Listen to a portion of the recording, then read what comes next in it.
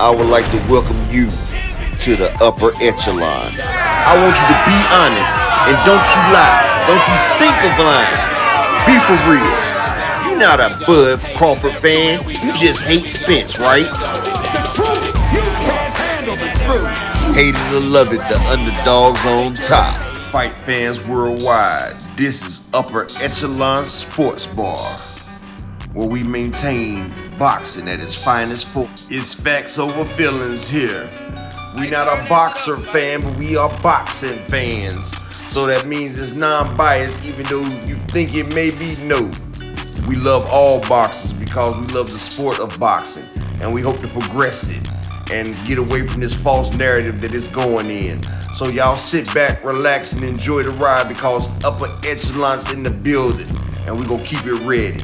This is a fair use video. It's for educational and entertainment purposes only. You told me that, Terrence Crawford, you got Terrence Crawford over Spence. But break that fight down to me. What would you think, what would happen?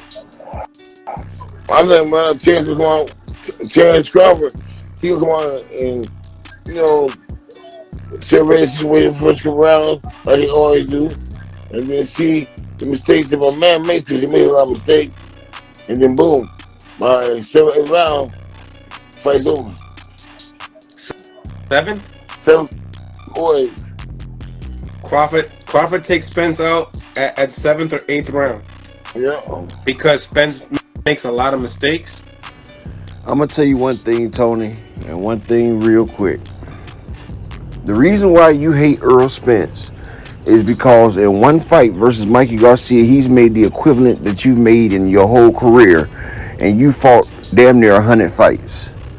But that's neither here nor there. What we're gonna get at the point is, you say Crawford stopped Spence in 7 or 8.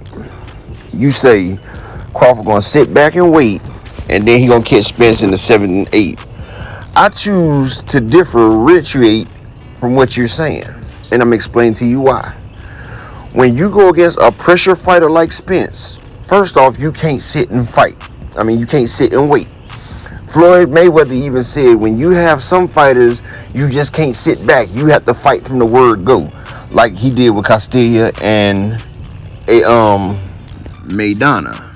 See, fighting Errol Spence is like speed chess, not just the chess where you sit back and play. From the first bell, Spence is going to be on Crawford pressing him. And one thing about that, you don't get enough time to sit there and think. Either you're going to have to react or get swallowed up. And every body shot that Spence lands, that's a little bit of Crawford's power going away. That's his stamina going away. Errol Spence fights at a ridiculous pace that Derrick James pushes all his fighters. Plus, the 47 palms of Spence is a combination that Crawford has not seen. Crawford, yes, is a great fighter, but he hasn't reached the pinnacle of his greatness because he's never pushed himself. The only way that you can be the best of your abilities is if you go against equally great fighters that push you to reach your limits. Then you have to break through your limits. Crawford has never had his limits broken through. Errol has broken through his limits countless times. He pushes himself. Each fight that he has taken since the amateurs have been step-up fights. That way he better one part of his game.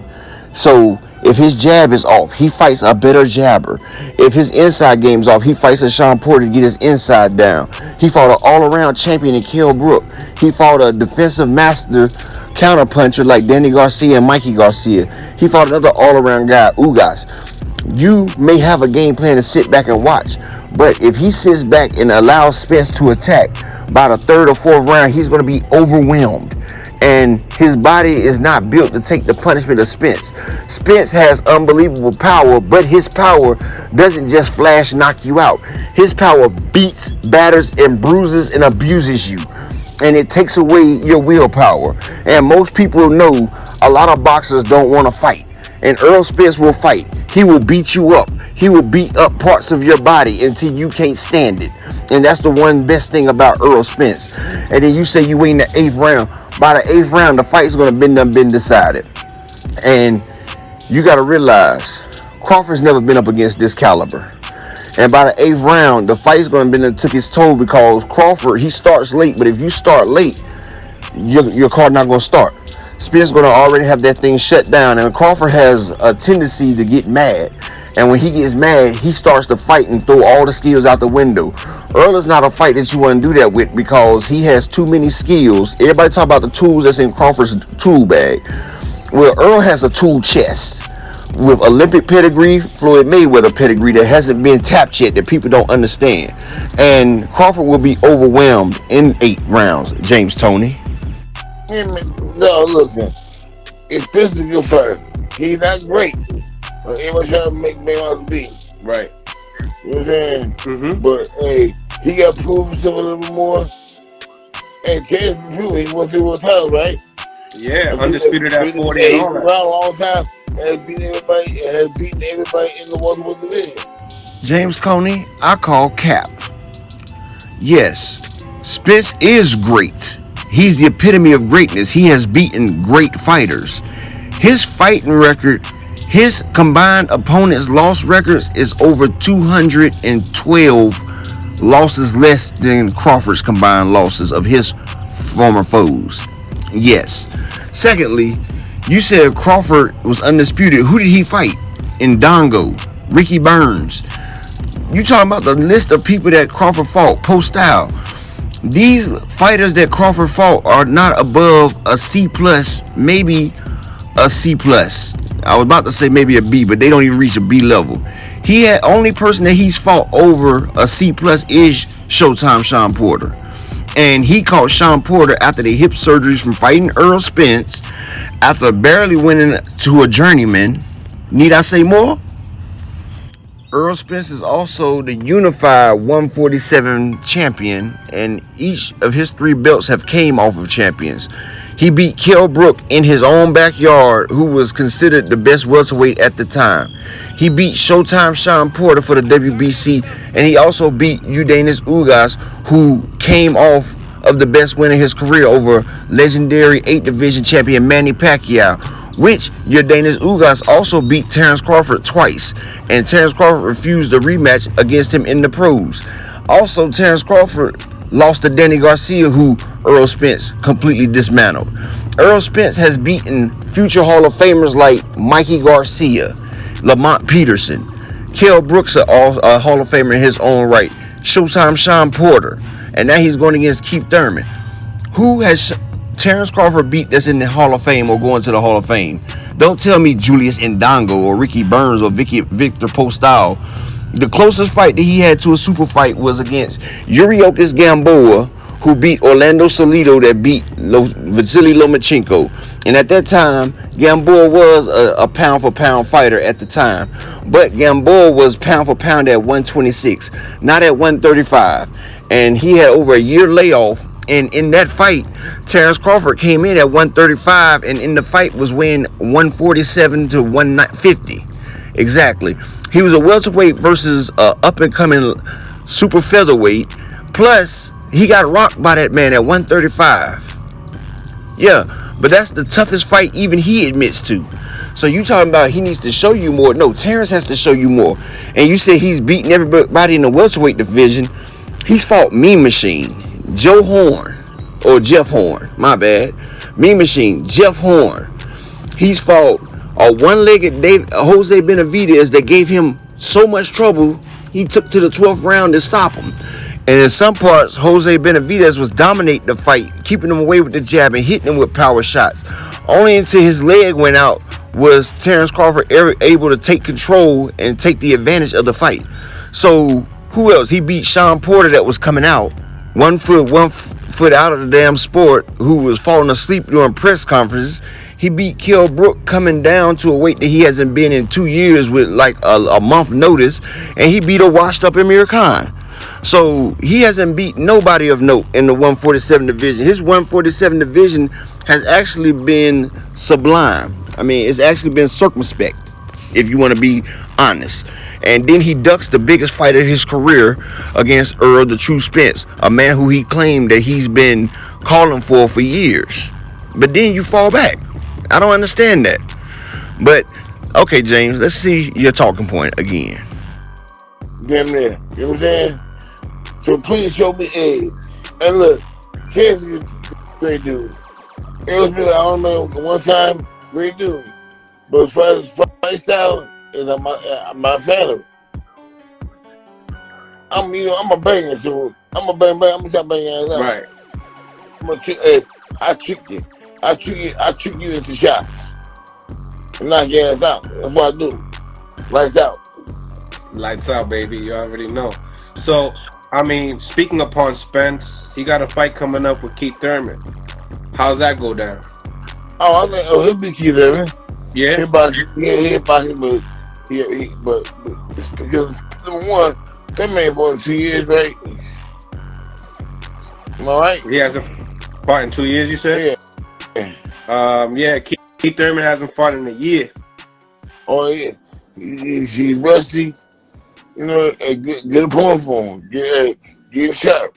Get him sharper. Does he? Sharp. Hey, you gotta sharpen your tools somehow. Does he stop him from James? Decision. So you got a Spence decision. Yeah. Okay. I wasn't expecting that one from you. You know what I'm saying? I thought that you would have thought that Keith Thurman was more of the boxer. All because he ain't fought in a year now. Just the inactivity is what you're saying. You got like you guys there, James Toney. Hell no. I fought every month, every 6 weeks. Even when I was a champ, it still made millions of dollars. Okay. I know you was making your money. Yeah. Even when I found out title fight, I made 6 figures. Well over 6 figures. So, I still fought. That's the problem. These guys, they want to be YouTube fighters. Right. Fuck that, man. Fuck YouTube fighters. With that last little statement that you did, James Toney, you let the hateness snip out your. You just let your mask fall and your hate show. Because first off, Errol Spence is the banger of the bangers. If you say you like people that bang bang, get him out of it, that's Errol Spence. He's synonymous with beat you up, bruise you, and get you up out of there. So really, why do you not like Spence again? And then you say YouTube fighter. Errol Spence has fought anybody that they stepped in there. He's called out the best. He's called out your boy Terrence. Terrence the one that walked away from the table.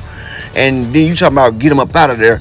Let me let people know a little something. Everybody look at Terrence Crawford, his 30 knockouts and 39 fights. You know why? Because he was weight bullying a lot of people, and he didn't start getting his knockouts till he started moving up in weight, and he started weight bullying people. And he was fighting trash cans. But I do tell you this right here, Errol Spence has a higher knockout percentage. Yeah, you might not think so, but Errol Spence has a 69% knockout percentage, whereas Terrence Crawford is 67.8. So y'all put that in your little blunt and smoke that up. Yeah, Errol Spence, the higher knockout percentage. And James Toney, you said you made millions and millions of dollars, but your net worth is only $1.5 to $2 million. So are you arguably mad because you done spent your net worth and you see this young man out here shining? And no, he's not James Toney. He hasn't lost yet. No, he's not James Toney because he hasn't done performance-enhancing drugs. He's not James Toney because he still has his mental faculties. Yes, that man, you say this and that, but that man knows how to roll with shots, get out the way, and he has impeccable defense. He's one of the most least hit welterweights of our time. And he's a banger. So all you doing right now is just hating James Toney, but it's okay. You can still watch him from the sideline as he continues to count his dividends. And if you got anything to say, won't you tell Crawford to hop his ass in the ring? He's sitting there telling you all the reasons why he can't fight Spence, but he won't tell us the one reason why he will fight Spence. And that's what I got to do. Y'all hit the like, share, and subscribe button. I appreciate everybody for taking your time out to listen. This is Upper Echelon, and I'm checking out. Bye.